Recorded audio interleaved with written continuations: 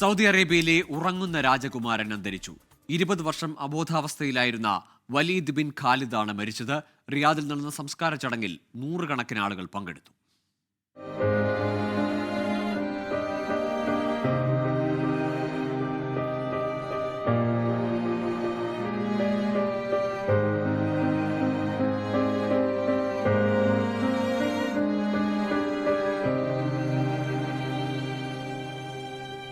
ഇരുപത് വർഷം അബോധാവസ്ഥയിൽ കിടന്ന prince Waleed bin Khalid bin Talal കഴിഞ്ഞ ദിവസമാണ് റിയാദിൽ മരണത്തിന് കീഴടങ്ങിയത്.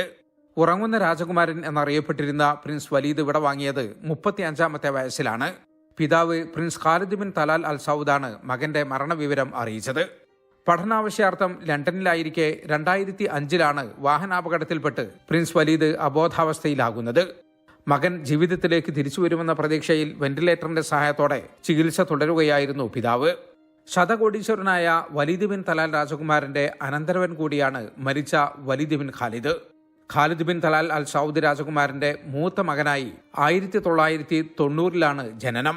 15-ാമത്തെ വയസ്സിൽ UK-യിലെ ഒരു സൈനിക കോളേജിൽ പഠിക്കുമ്പോൾ റോഡപകടത്തിൽ തലച്ചോറിന് ഗുരുതരമായ പരുക്കേൽക്കുകയും ആന്തരിക രക്തസ്രാവം ഉണ്ടാകുകയും ചെയ്തു. തുടർ ചികിത്സക്കായി റിയാദിലെ കിങ് അബ്ദുൽ മെഡിക്കൽ സിറ്റിയിലേക്ക് കൊണ്ടുവരികയായിരുന്നു. 2019-ൽ കൈവിരലുകൾ ചലിപ്പിച്ച് സാധാരണ ജീവിതത്തിലേക്ക് തിരിച്ചുവരുമെന്ന പ്രതീക്ഷ നൽകിയിരുന്നെങ്കിലും പിന്നീട് പുരോഗതിയൊന്നും ഉണ്ടായില്ല.